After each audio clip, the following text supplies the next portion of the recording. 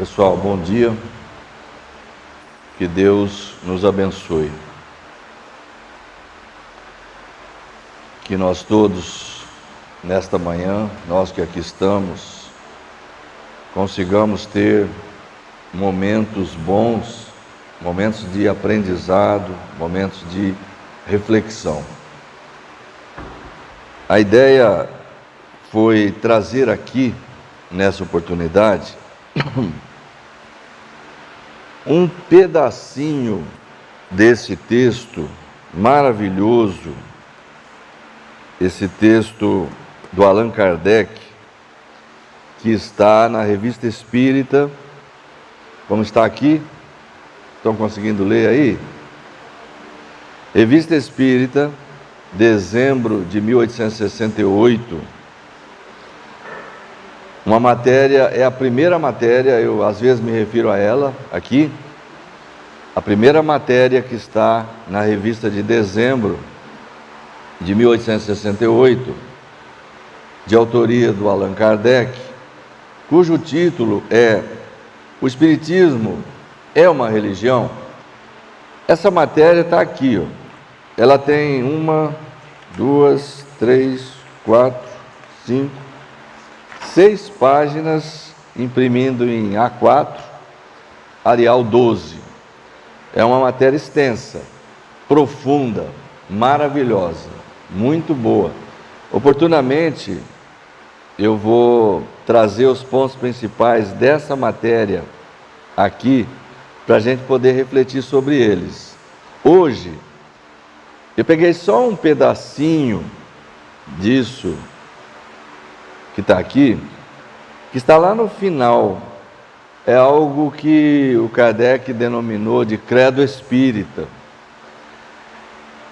É uma sequência interessante, onde ele mostra, basicamente, os princípios espíritas. E é bastante interessante que nós possamos ver isso, detalhadamente, cada um deles, para a gente refletir. Antes disso, ele coloca isso, depois ele fala assim: eis o credo, a religião do Espiritismo. Religião que pode congraçar-se com todos os cultos, isto é, com todas as maneiras de adorar a Deus. É o laço que deve unir todos os espíritas numa santa comunhão de pensamentos, esperando que ele ligue esse laço todos os homens sob a bandeira da fraternidade universal. Então, vamos ver o que é que ele diz nesse credo, que é um trecho relativamente curto, mas para a gente analisar cada item, nós precisamos nos deter pelo menos um minutinho em cada um deles. São bases da crença espírita, bases da filosofia espírita, bases da doutrina espírita. Então ele começa assim: crer num Deus todo-poderoso, soberanamente justo e bom.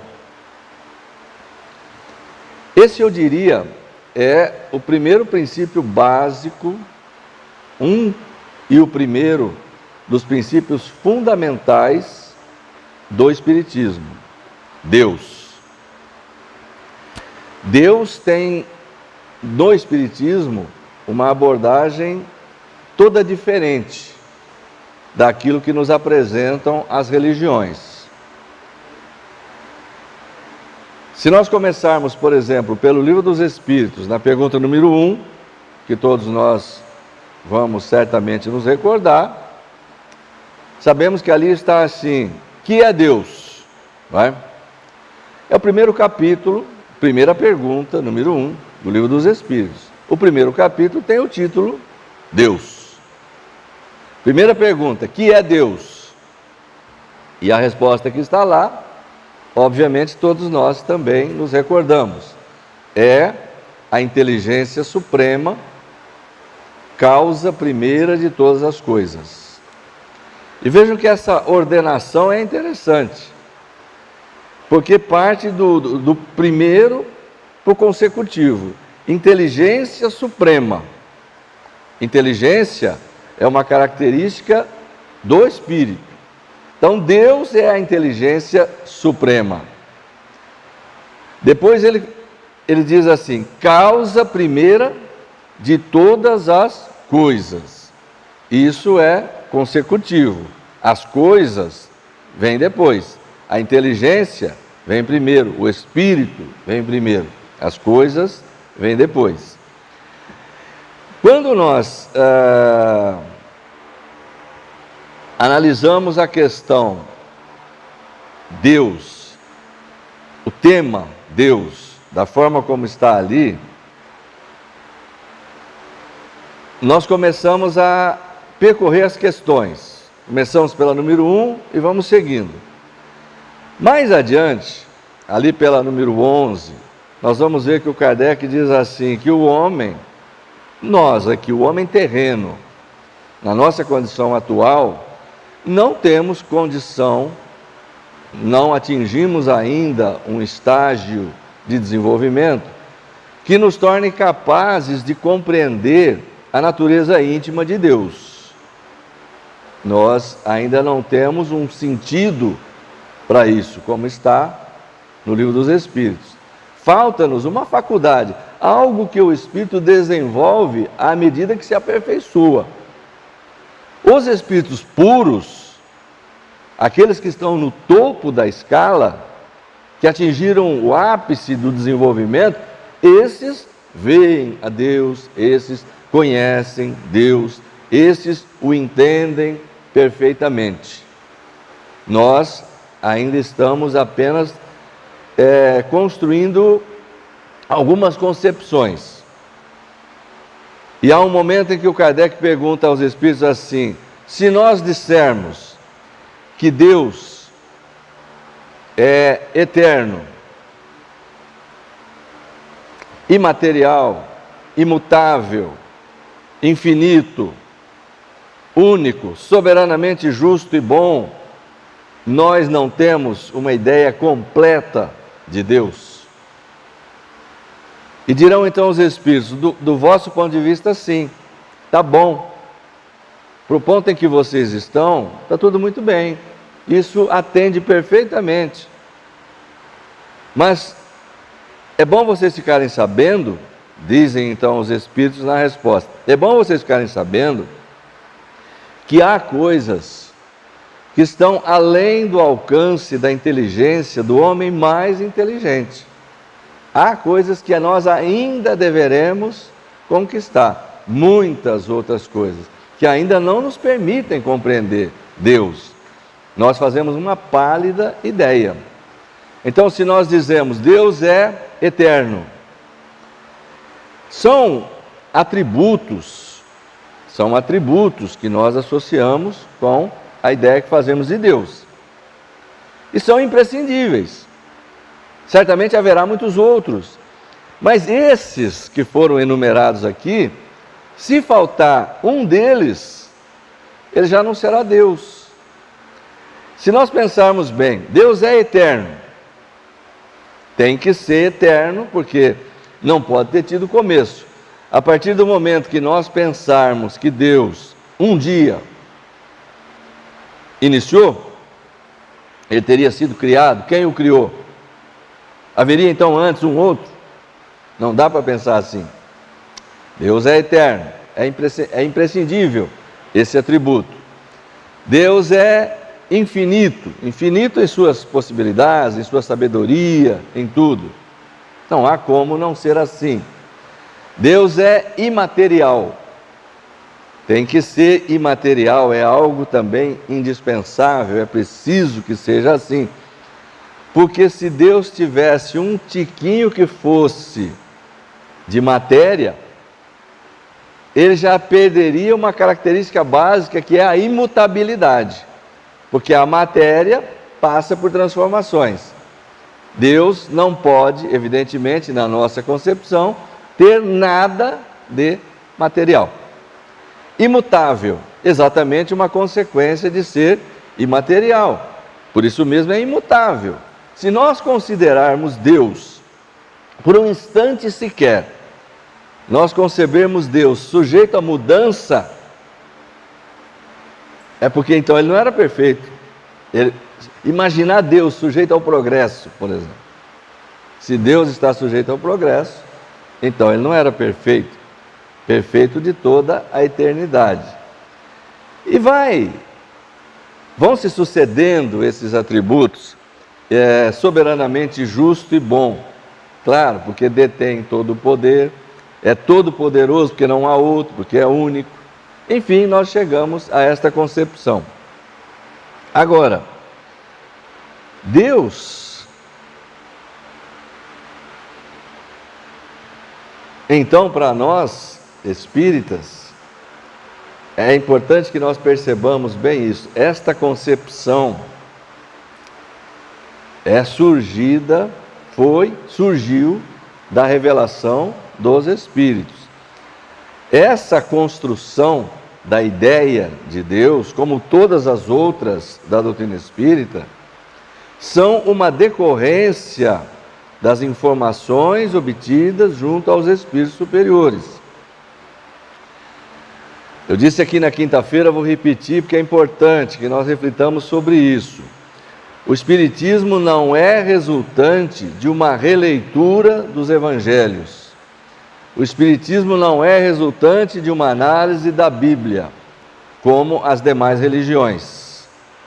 O Espiritismo, a ciência espírita, foi construída a partir do intercâmbio que Allan Kardec manteve com os espíritos superiores. A partir do momento em que ele começou a descobrir essa possibilidade, que ele fez a primeira constatação, a primeira das importantes constatações de que espírito era a alma dos homens que viveram na Terra ou em outros mundos, essa foi a primeira das mais importantes que ele foi descobrindo.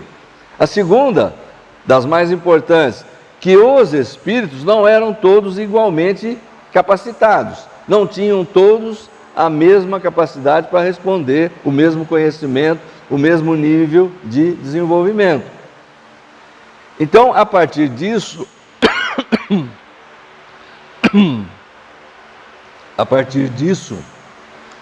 ele estabeleceu uma metodologia de trabalho. Era preciso que fosse assim. E por isso que nós podemos tranquilamente afirmar que o Espiritismo veio na época certa. Porque se viesse antes, não haveria a condição básica de ciência para poder receber aquelas informações. E se viesse depois, não se poderia fazer o que ele fez, que é isso que eu vou dizer agora. A metodologia que ele imaginou, estabeleceu, para validar um ou outro princípio espírita. O que ele fazia? Esse critério ele chamou de controle universal do ensino dos espíritos. Em que consistia isso? Simplesmente consistia em perguntar a mesma coisa a um espírito, através de um médium, neste centro, a outro espírito e outro médium naquele centro, naquele, em diversos países, sem comunicação uns com os outros, juntar tudo isso na frente dele, comparar e encontrar ali as coincidências, as concordâncias. Concordância no ensino dos espíritos era um dos critérios. É bom que nós saibamos também disso. Não era só isso. Havia um que era talvez mais importante que esse, que é a razão, o uso da razão. Por que eu disse que hoje não daria? Porque hoje, instantaneamente, o que surgia aqui já se sabe lá no Japão, já se sabe em todos os lugares. Naquele tempo não. Naquele tempo ele podia fazer isso, porque havia a segurança de que os médiuns não se conheciam não se haviam falado e que um não sabia o que o outro havia recebido de comunicação. Então era possível estabelecer um critério com essas bases. Hoje não daria, porque hoje o que eu estou falando aqui está filmando ali, daqui a pouco está na internet, todo mundo está vendo, e amanhã alguém está falando a mesma coisa lá em Minas Gerais, mas porque ouviu, ou vice-versa, né? Então, vamos em frente. Só faltam mais 20 desse, eu gastei 20 minutos para falar desse. Não quero desanimar ninguém, não. Ele começa assim: crer num Deus Todo-Poderoso, soberanamente justo e bom. Crer na alma e na sua imortalidade. Então, primeira coisa, crer na existência da alma. A imortalidade é uma decorrência. Para que ela seja imortal, ela precisa existir. É evidente. Então, crer na alma e na sua imortalidade. Na introdução do Livro dos Espíritos, o Kardec tratou desse assunto, e ele faz ali uma consideração interessante, que existiam na época, 3 ideias associadas à palavra alma. A palavra tinha vários significados. Para uns era o princípio de vida unicamente. Terminada a vida, desaparecia. É o princípio materialista em si. Para outros seria um princípio inteligente, mas que, sobrevindo à morte, retornaria para um todo universal. E para outros seria um princípio inteligente individualizado e que após a morte conservaria essa individualidade. Para a definição espírita, ele estabeleceu o seguinte: a alma é o ser imaterial e individual que reside em nós, que somos nós, né? E que sobrevive ao corpo. Ser imaterial, individual, que nós somos, e que sobrevive à morte do corpo. Essa é a definição básica que está na introdução do Livro dos Espíritos. Crer na alma e na sua imortalidade. Portanto, cada um de nós é uma alma, não diria nem tem uma alma, é melhor dizer, cada um de nós é uma alma. Nós temos um corpo, provisoriamente, mas nós somos o espírito, a alma, que vai sobreviver após a morte do corpo, mas vai conservar a sua individualidade. Crer na pré-existência da alma como única justificação do presente. Pré-existência da alma como única justificação do presente. Vejam, repetindo, ele está relacionando pontos fundamentais nos quais o espírita acredita. Pré-existência da alma, ou seja, antes já existia. Ao nascer uma criança, a alma não está sendo criada nesse momento. Essa doutrina é ensinada pela Igreja Católica. Essa doutrina é ensinada pelas igrejas protestantes, cristãs de um modo geral. O Espiritismo ensina que não. A alma é um ser, como foi dito aqui, milenar, provavelmente. No nosso caso, não há nenhuma dúvida. Nós podemos afirmar, sem nenhum medo de errar, que nós temos milhares e milhares de anos, milhares e milhares de encarnações, inclusive. Então, a justificação que ele quer dizer aqui, para a situação atual de cada um, que é desigual, que nós não somos iguais em nada aqui, né? Mas para justificar essa desigualdade, a pré-existência da alma. Por quê? Porque cada um está num determinado ponto de desenvolvimento, cada um tem um determinado passivo, e esse momento que nós estamos vivendo aqui é um trechinho da vida dessa alma.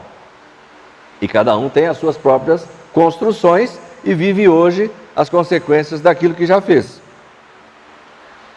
Crer na pluralidade das existências como meio de expiação, de reparação e de adiantamento intelectual e moral. Reencarnação com essa finalidade. Para que serve a reencarnação? Exatamente para isso. Está diretamente ligada a essa questão anterior da pré-existência da alma, né? Pluralidade das existências, muitas existências. Meio de expiação. Sim, é uma oportunidade que cada um vai tendo para expiar o seu passado. Expiação, repetindo uma vez mais, expiação é aquele tipo de prova que está diretamente ligado ao mal que se fez antes.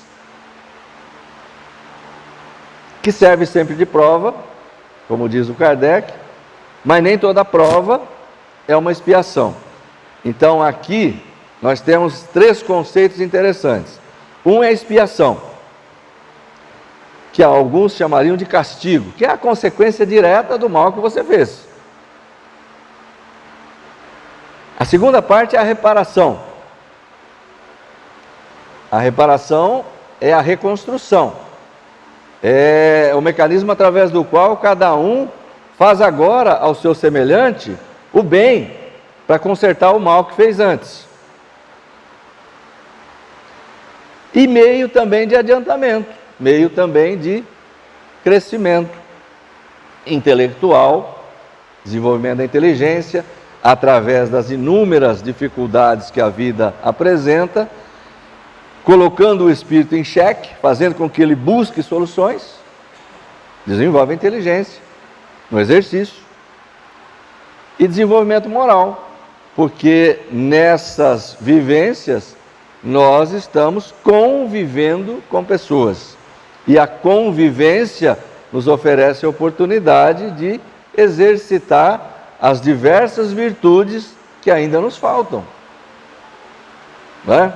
Cada um é capaz de pensar imediatamente aqui em pelo menos umas 2 ou 3 delas, ou até mais, como paciência, por exemplo. Como é que você desenvolve paciência? Na convivência.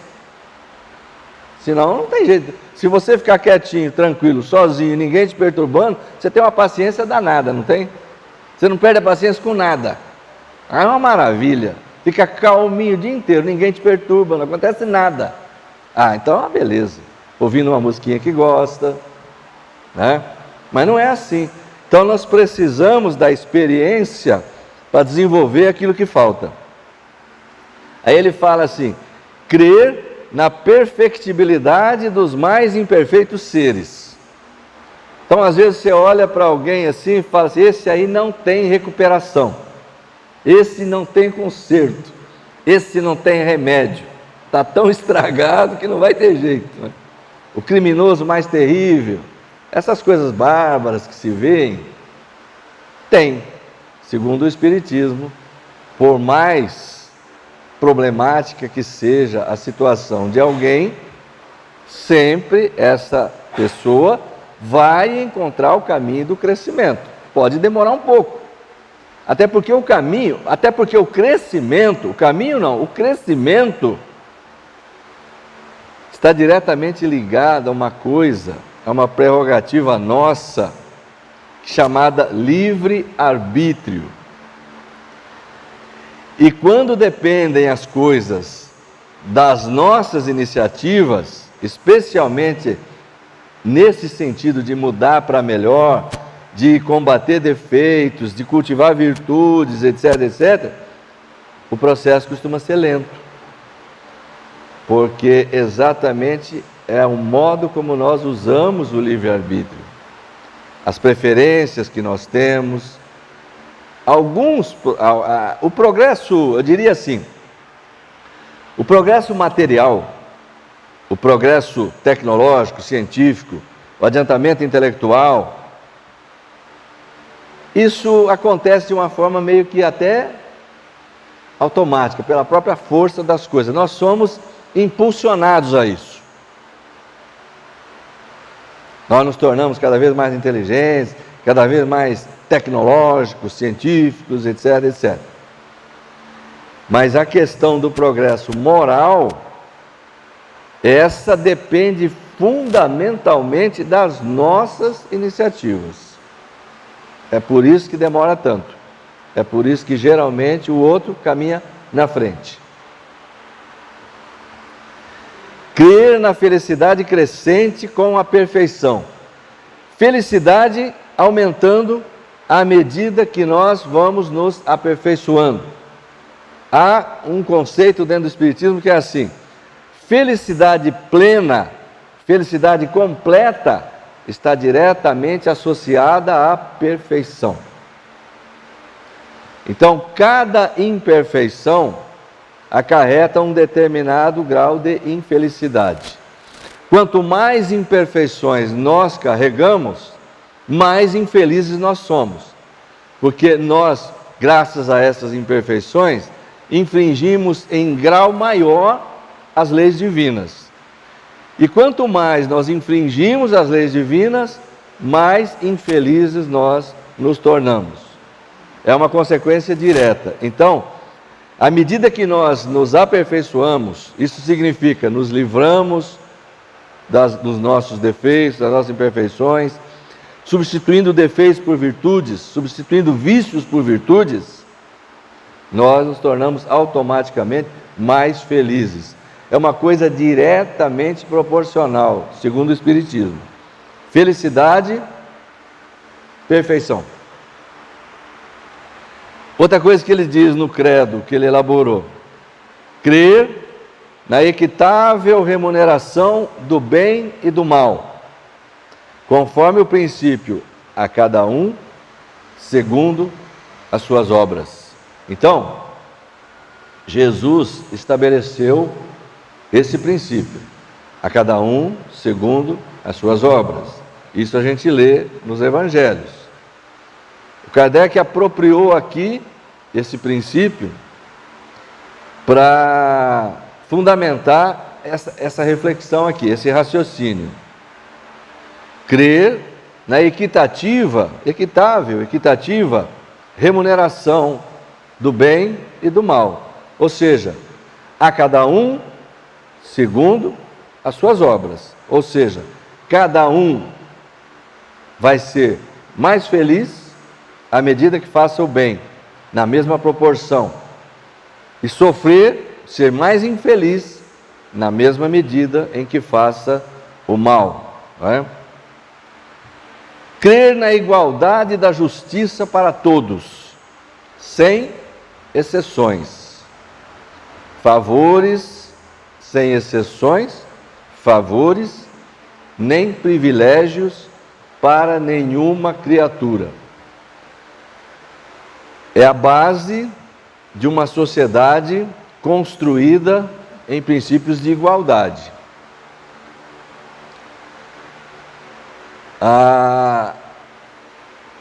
Vamos dizer assim, ideologicamente, é aquilo que a gente imagina como uma sociedade perfeita. Tudo igual para todo mundo. Todos dispondo dos mesmos recursos. Todos dispondo dos mesmos meios, sejam eles quais forem, de saúde, de segurança, de educação, de ensino, de bem-estar, de alimentação, de tudo. Tudo equitativo, princípio fundamental de justiça. Uma sociedade perfeita, algo que nós, obviamente, ainda estamos muito distantes. Mas é o que acontece, segundo os Espíritos, em mundos melhores, em mundos superiores. Se nós pegarmos, por exemplo, no Evangelho segundo o Espiritismo, onde Santo Agostinho fala sobre a descrição dos mundos, onde ele aborda, por exemplo, os mundos felizes, que ele fala como é que se constitui ali uma sociedade, onde nada é diferente, todos se amam, todos se respeitam, todos têm as mesmas possibilidades, etc, etc, nós vamos ter uma pálida ideia do que poderia ser a nossa sociedade. Mas depende de quem modificar isso. Isso não vai se modificar por decreto divino. Depende de nós. O homem é que tem que construir uma sociedade melhor. Enquanto preponderar o egoísmo, nós não vamos ter jamais igualdade. Porque o egoísta quer para si, mas não quer para o outro. Então é problemático. O egoísta gosta de privilégios, mas para si, não para o outro. Crer na duração da expiação limitada pela imperfeição. Isso aqui quer dizer assim: cada espírito, cada um, sofre, digamos assim, o tempo necessário para a sua transformação. Não há, quando a gente pega, por exemplo, no livro O Céu e o Inferno, do Kardec, naquele capítulo que fala sobre o Código Penal da vida futura, então a gente vai perceber uma coisa interessante ali. Não há uma duração estabelecida. É isso que ele está dizendo aqui. Não há uma duração previamente estabelecida para o sofrimento. O sofrimento demora o tanto que o espírito demorar para se transformar, para se melhorar. Diferentemente do que acontece aqui. Por exemplo, nós condenamos, a nossa justiça aqui, nós condenamos alguém a 15 anos por determinado crime. Não é? E aí, terminados os 15 anos, ele é solto. Independentemente dele ter se melhorado ou não. Na justiça divina não funciona assim. É o tempo que o indivíduo levar para se melhorar, para se transformar. Enquanto ele não melhorar, enquanto não se transformar, ele vai sofrer.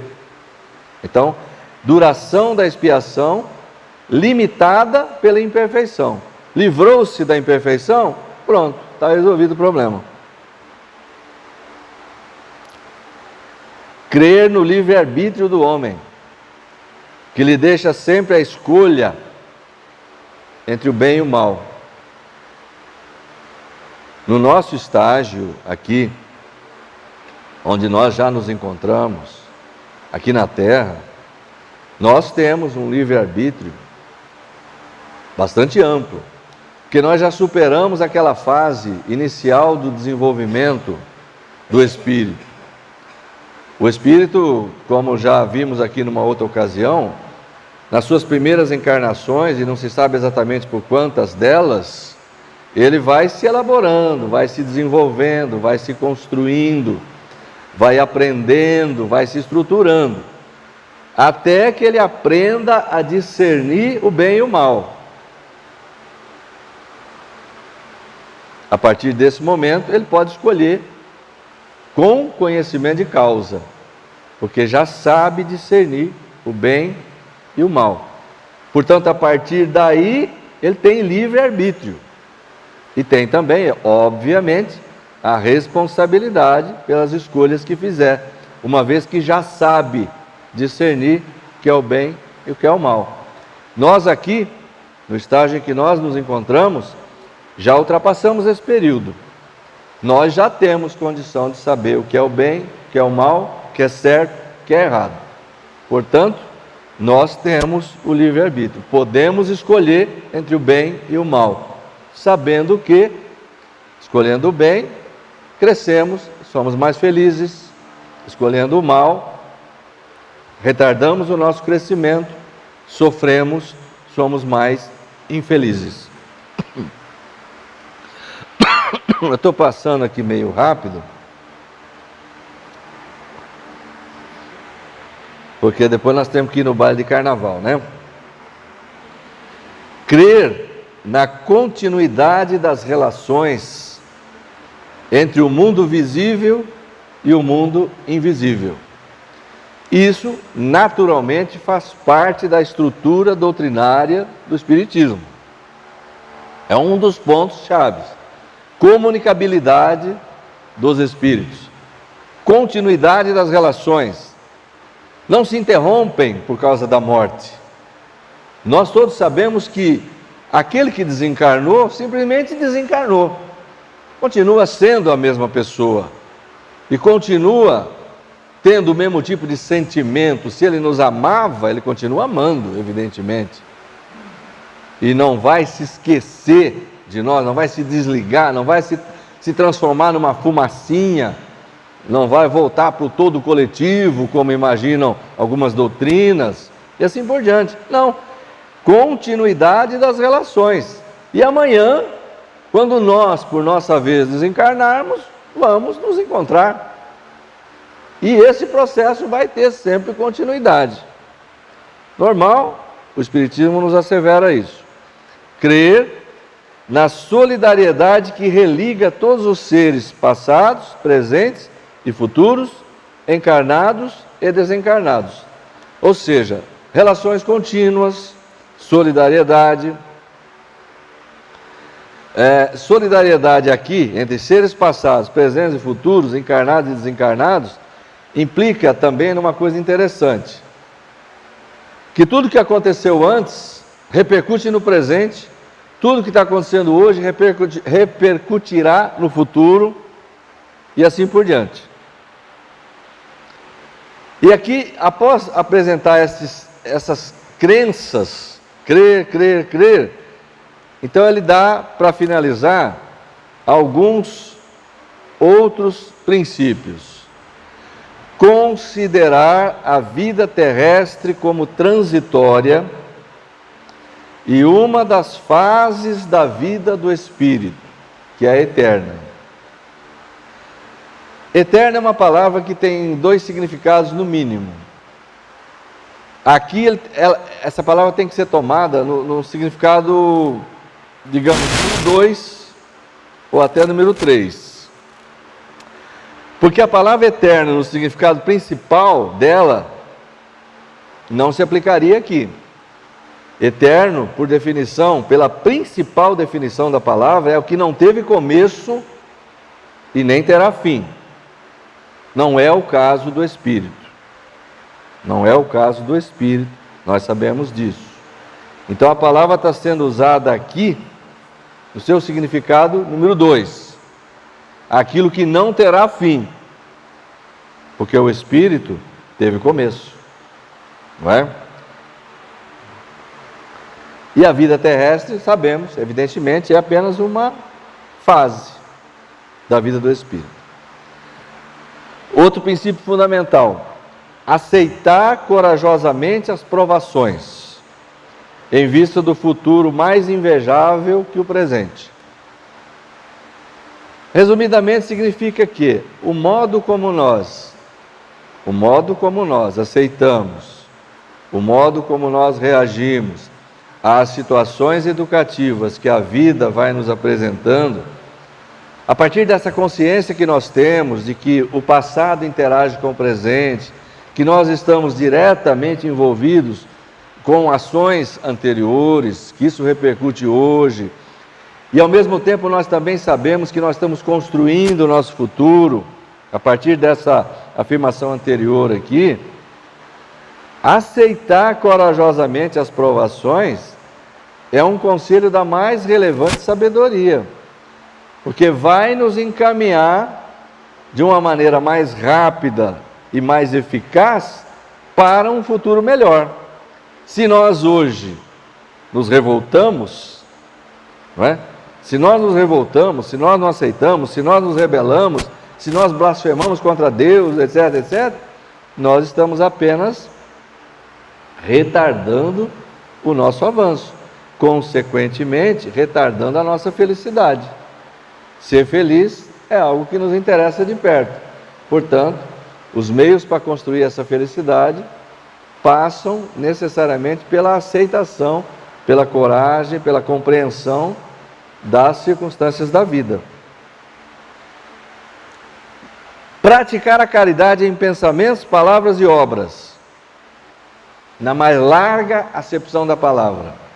Nesse artigo aqui, um dos temas mais interessantes que o Kardec trata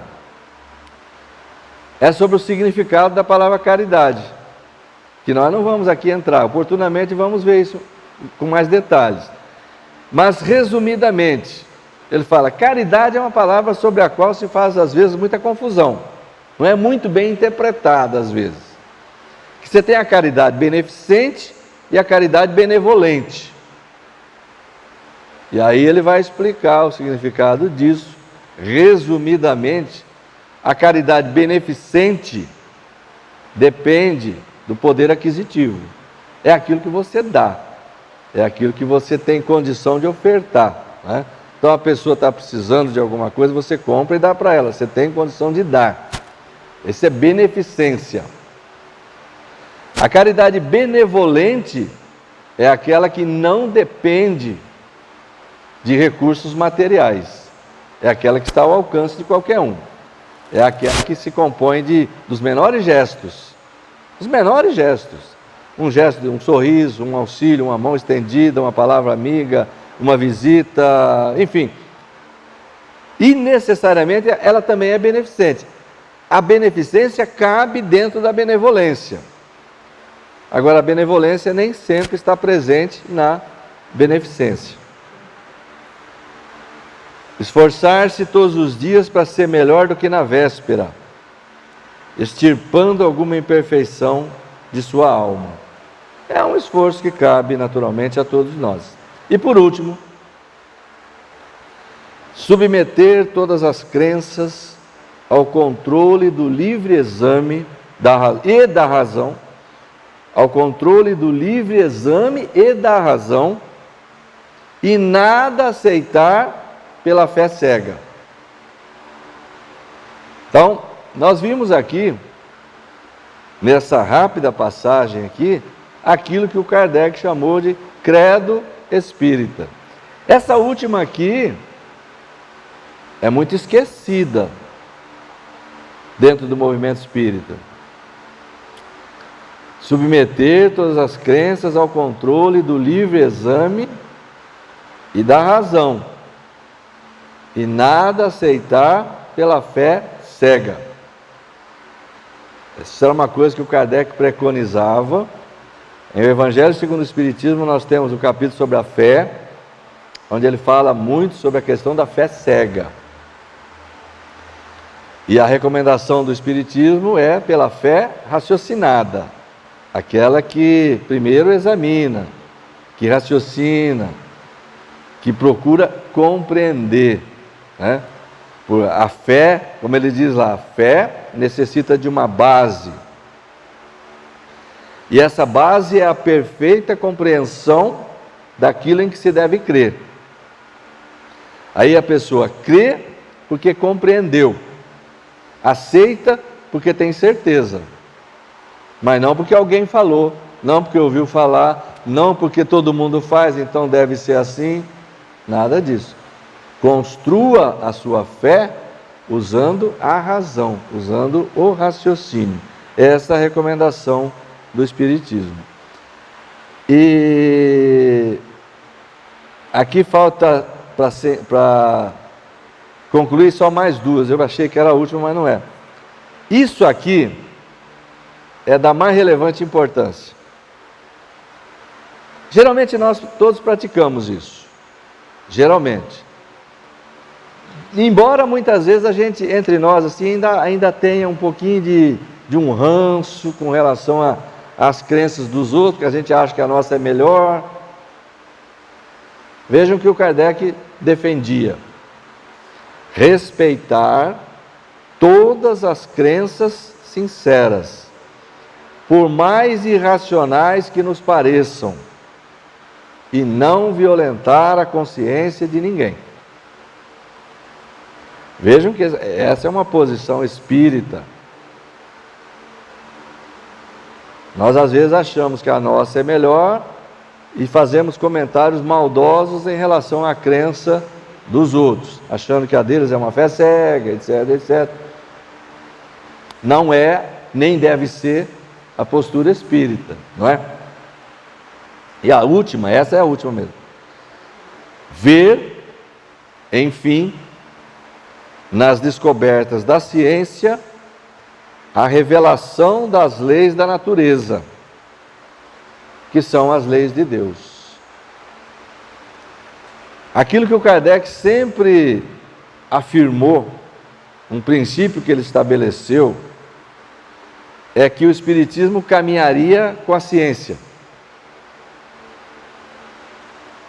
Se a ciência descobrisse algo que contrariasse algum dos seus pontos, algum dos seus princípios, que ficasse demonstrado, o Espiritismo se modificaria nesse ponto e caminharia com a ciência. Portanto, nunca seria ultrapassado, nunca estaria superado. Aceitar as descobertas da ciência e ver nisso revelação de leis da natureza. Porque o que a ciência faz é apenas descobrir coisas que existem. A ciência não inventa uma lei natural. Ela descobre que aquela lei natural existe, porque é uma lei natural. Por exemplo, quando Newton, naquele célebre conto lá, não sei se é fato ou que é conto da maçã, descobriu a lei da gravidade. Não criou a gravidade sempre existiu. Simplesmente nós vamos descobrindo coisas que existem. Lá no século XIX, por exemplo, Pasteur, através do microscópio, conseguiu descobrir a existência dos micróbios, dos micro-organismos, que se desconfiava que existiam, mas não se tinha certeza, não se sabia. A partir do momento que se construiu um mecanismo capaz de perscrutar isso, foi possível constatá-los, estavam lá.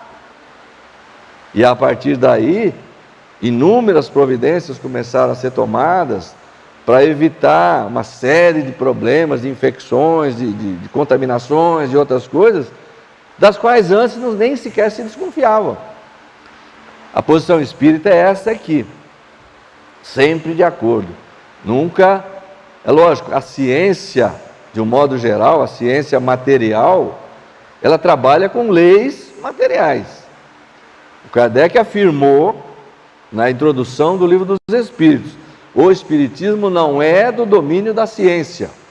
O Espiritismo como ciência do Espírito.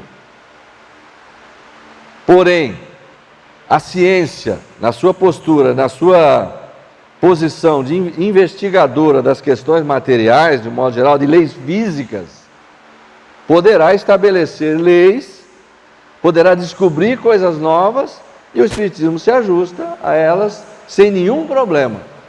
O Espiritismo não tem problema com descobertas científicas, porque o Espiritismo não tem artigos de fé, não tem dogmas, como, por exemplo, a Igreja Católica em relação à Terra girar ao redor do Sol.